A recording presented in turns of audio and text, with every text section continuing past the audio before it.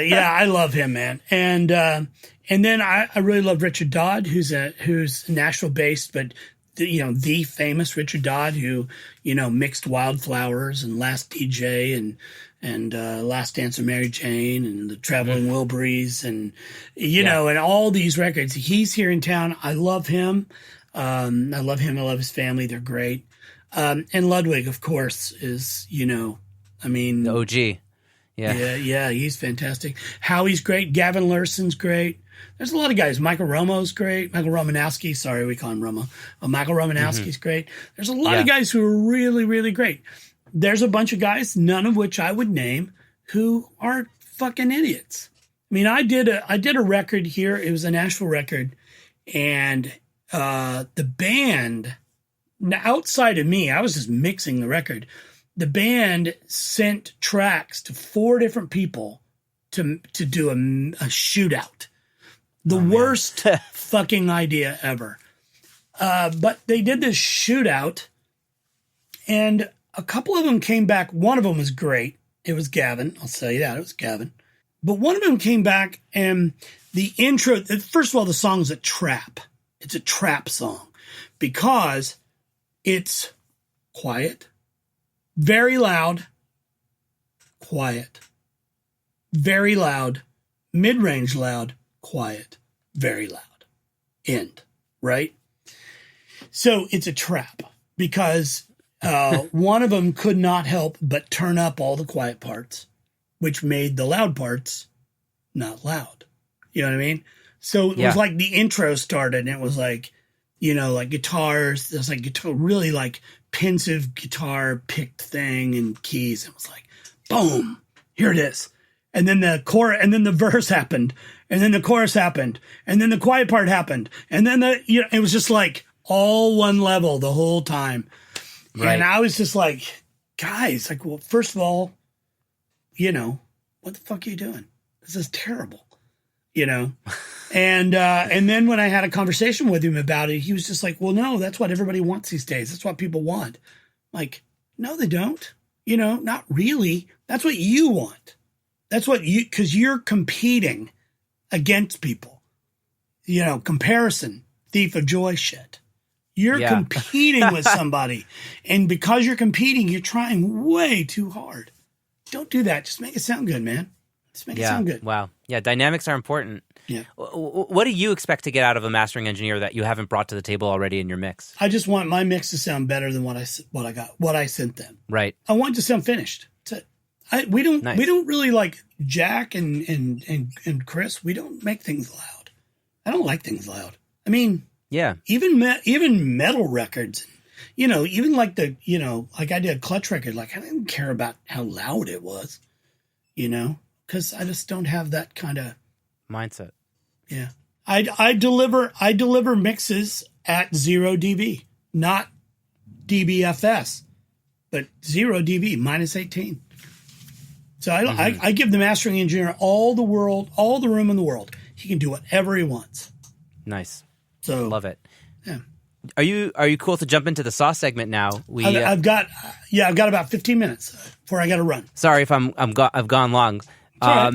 Let's do the sauce segment real quick, and then we'll wrap the episode. You got it. So you sent me a track before we jumped on this call, Blacklist by Karina Franson, which, we'll pull up. We'll listen to it for about 90 seconds in real time, and we'll just talk a little bit about what went into it. Sound cool? Go for it.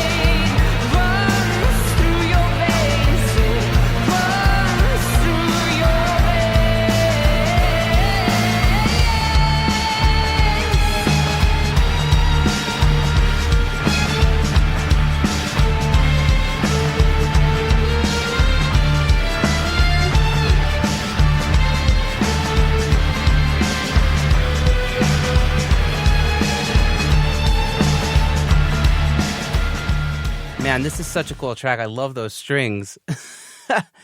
They just like come in and they're haunting.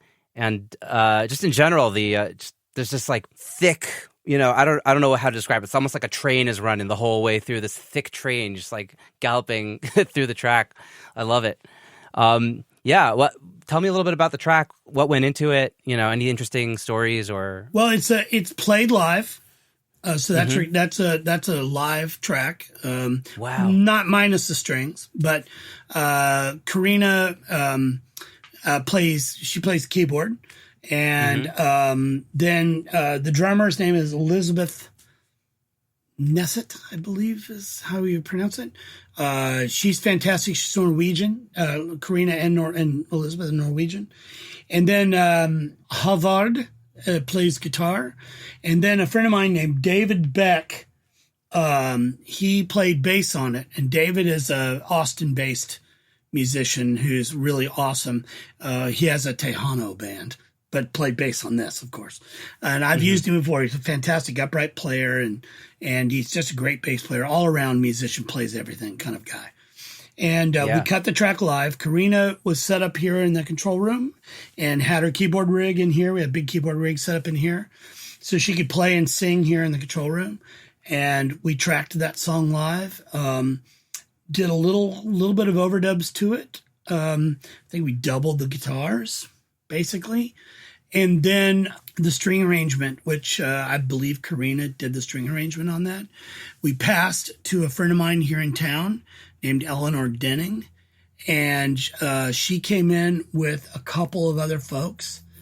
I think it was it was 2 violins, viola, and cello, and then we did 4 passes of each part. And then so the strings are about 16 passes probably. Wow, to make it sound real big and lush. It's really big and lush. Yeah, those strings sounded amazing. Yeah. Also, I guess in your live room. Yeah. Dad, tell me about the vocals. How'd you get the vocals to sound that way? That's her. That's all her. She's just a powerhouse singer, and I think that she's singing to my U67. So U67, 1073, 1176, rock and roll. Just I also love the ambience, like the reverb, like tape echoes. Yeah. Tape echoes, Yeah. Full tone tape echoes. And then my Bracassi. So, but yeah, it's just, and then that's, she's playing that's a 47 Leedy kit, big 24, solid front head, no hole, just playing huge. Yeah, those drums are like, they sound like you. Those that's like the drum tone that you're known for. Elizabeth is not big. She's not a big person. She's a very small, she's a very diminutive person, but she plays so big. She doesn't play hard. She just plays big. Yeah. I don't know how to describe it. Well, sometimes when you hit the drums softer, you get like a bigger sound because the transients are. She's got a great. There's more room. She bounces her foot instead of burying it, and that makes for that big kick drum note. That big, Yeah. So yeah, she's awesome. It's a really good record. That whole record is really good. Yeah, I'm going to check it out. There's a great video on YouTube for that song. Yeah, awesome. Sounds amazing. And, obviously you have a ton of records that are really well known that I'm sure people have already heard coming into this episode. So, but it's always fun to get a sneak peek into, something that you've been working on. Oh. So I know that you're short on time, and I want to ask you one more question before you go. And this is kind of advice for people kind of more at the beginning of their careers. And, when you were kind of getting started, was there something that you maybe did or perhaps didn't do that, maybe without realizing it was either a really big mistake or a really smart thing, maybe unconsciously, that you think would be a really good learning, teaching point for people kind of more at the beginning of their careers? Don't be afraid to get fired. Nice. Well, there's a reason for that. If you aren't getting fired, you're not trying hard enough. You're not pushing the boundaries far enough, To me, the best things that have ever happened in my life career-wise came from either me being laid off or fired. One of those two things. Wow. In '89, I got laid off. I worked at this little studio in my hometown. And so I sort of doubled down and started doing a lot of live sound. That got me to move to another city. I got a job offer in another city where then I got to work with, my mentor, Lou Whitney. And that got me to Nashville. And I went to work for Tammy Wynette, this country artist. That got me to work for Martina McBride, John McBride's own Blackbird. But I went to work for Martina McBride and got myself fired. And when I did, I went back. I had worked for Jars of Clay for a tour. And then I got fired from Martina. I went back to Jars of Clay. Jars of Clay then moves on. We start making records. I win a Grammy. Then the Blackbird happens. Meet Jack White. Snowball. So that's a very, very short thing. But I got fired because it wasn't my gig. It wasn't the gig for me. I was trying to do a gig that I was not qualified to do. But I was trying hard, I was going to make it work.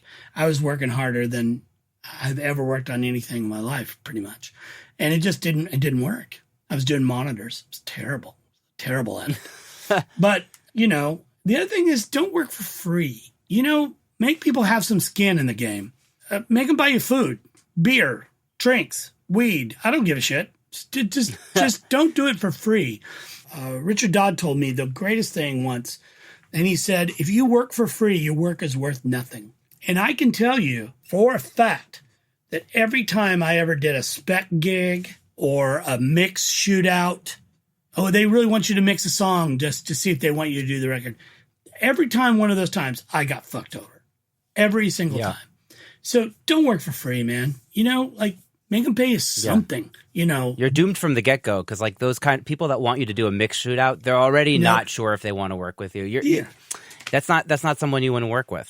Anyways, Vance, I'm honored that you took the time to do this. I'm humbled. What a pleasure. Thank you so much for your time, and I hope you stay safe out there. You got it. Well, I'm going to do everything in my power. I'm scheduled to be vaccinated on Saturday. So. Amen. Well, good luck with that, and join the club, and keep at it. Awesome. Thanks, man. Talk to you soon. Thank you so much. Awesome.